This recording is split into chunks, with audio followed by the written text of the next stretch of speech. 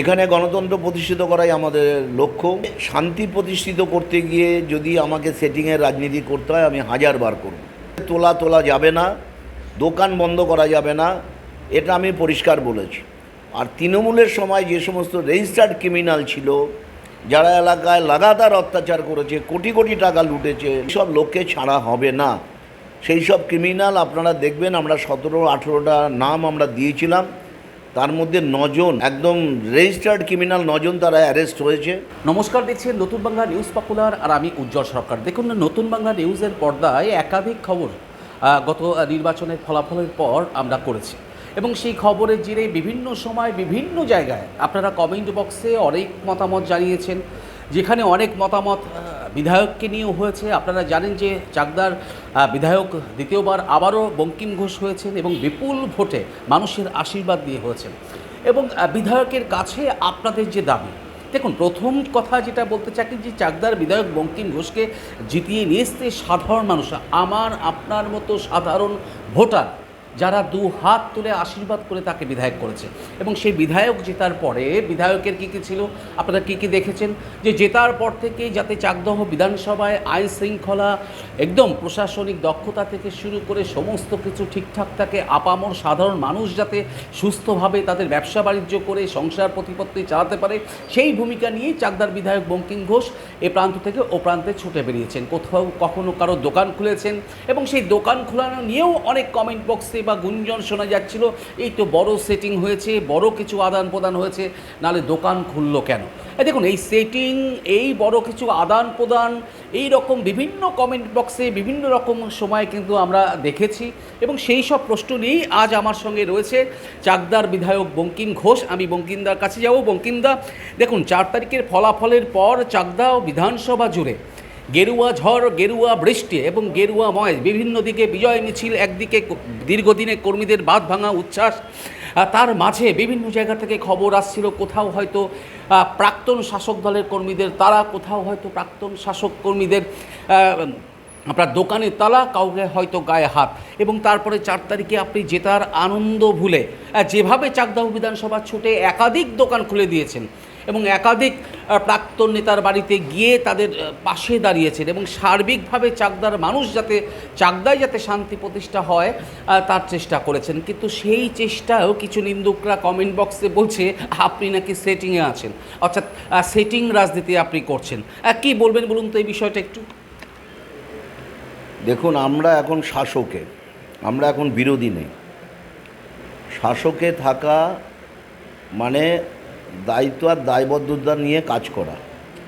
বিরোধী থাকা অবস্থায় অনেক কিছু বলা যায়, অনেক কিছু করা যায়, কিন্তু আমরা যেহেতু সরকারে এসেছি, এখন মানুষের প্রতি আমাদের দায়িত্ব দায়বদ্ধতা বেড়েছে।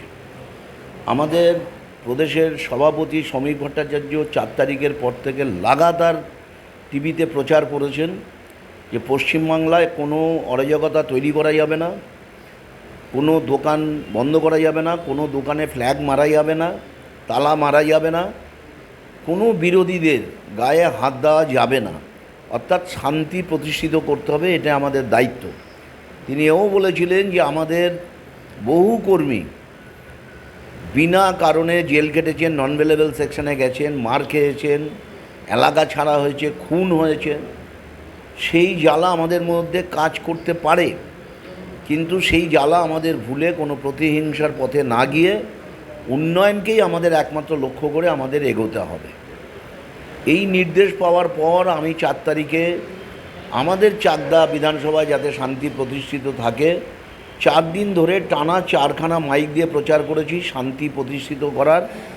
সরকার পক্ষ, বিরোধী পক্ষ, সাধারণ মানুষকে বলেছি যে সবাই শান্তশিষ্টভাবে থাকুন, এখানে কোনো গণ্ডগোল হবে না, গণ্ডগোল আমরা হতে দেব না। এখানে আইনের শাসন প্রতিষ্ঠিত হবে, এখানে শাসকের আইন হবে, এখানে প্রশাসন সুশাসন হবে, এখানে ন্যায়ের প্রতিষ্ঠা হবে। ফলে আপনারা কেউ চিন্তা করবেন না, এই বার্তা আমি দিয়েছিলাম। এবং আমি 2-1টা বিচ্ছিন্ন ঘটনা ছাড়া মোটামুটি আমাদের চাকদার পরিবেশ শান্ত ছিল। আমি শুনেছি 2-1জন বিরোধী লোকেদের বাড়িতে গিয়ে গালিগালাজ করা হয়েছে, থ্রেট দেওয়া হয়েছে, হুমকি দেওয়া হয়েছে এবং একজন বিরোধী দলের নেতাকে গায়ে হাত দেওয়া হয়েছে। সেটা নগণ্য। বিরোধী দলে যে নেতা, তৃণমূলের নেতা, যার গায়ে হাত দেওয়া ছিল, আমি তার বাড়িতে গিয়েছি, আমি অনুশোচনা করেছি, আমি তাকে বলেছি আপনি চিন্তা করবেন না, আমরা সবাই আপনার পাশে আছি।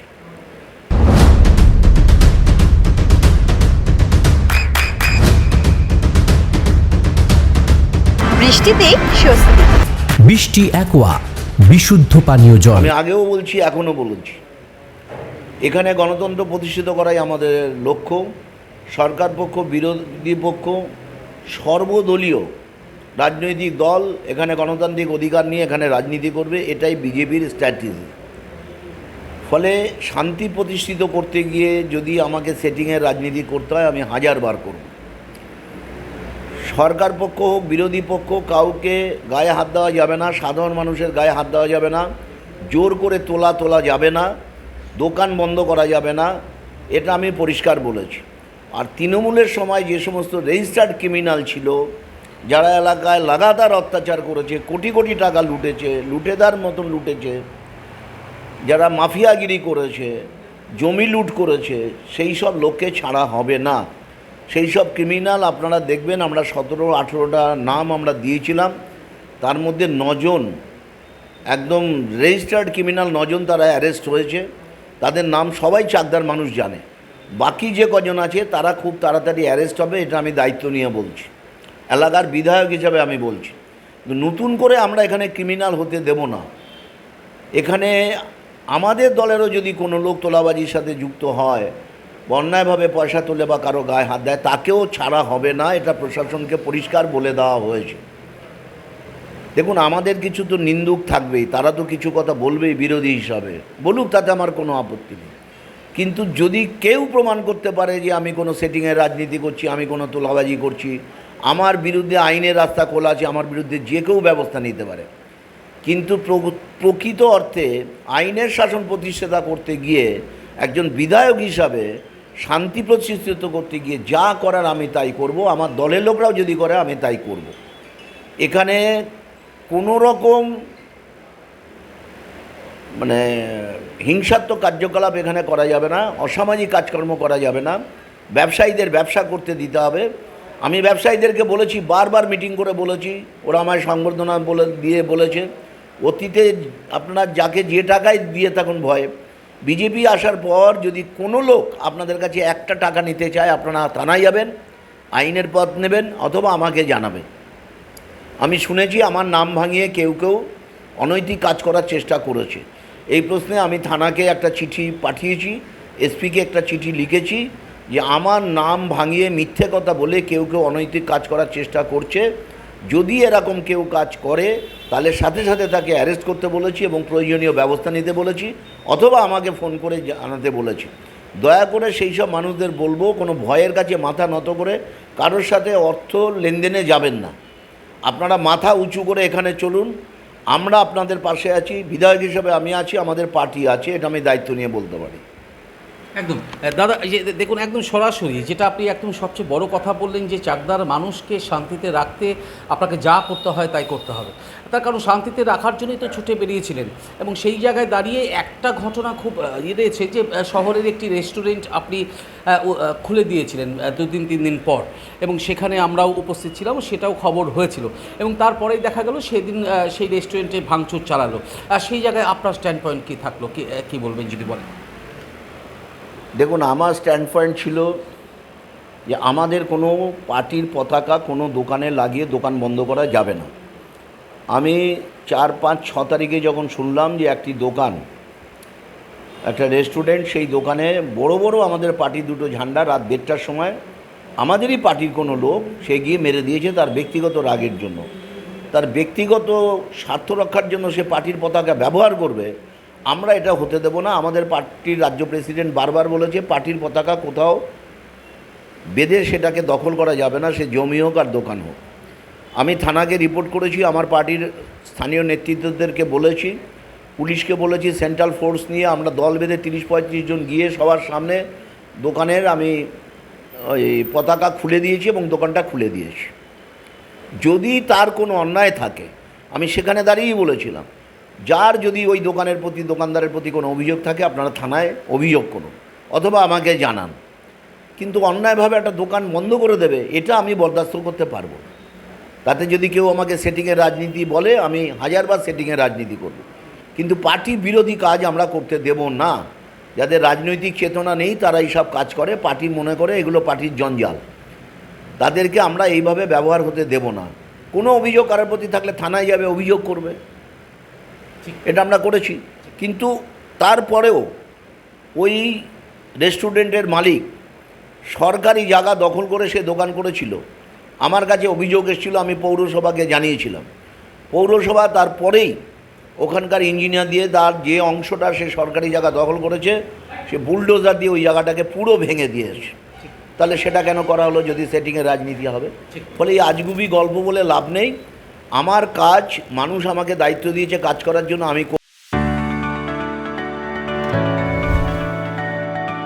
চোখের যত্নে এখন আরও আধুনিক এক ঠিকানা, স্বদেশ আই হসপিটাল, চাকদহ। চোখের বিস্তারিত পরীক্ষার জন্য রয়েছে উন্নত জাইস ডায়াগনস্টিক প্রযুক্তি। নির্ভুল পরীক্ষার জন্য রয়েছে আধুনিক ব্যবস্থা, পরীক্ষা থেকে চিকিৎসা ও উন্নত পরিকাঠামো। আপনার দৃষ্টির যত্নে স্বদেশ আই হসপিটাল। আমাদের ঠিকানা Sukhsagar road, Chakdaha, Nadia.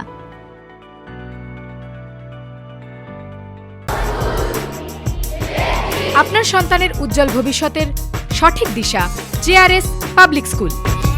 JRS public school, যেখানে শিক্ষা এবং আনন্দ একসাথে।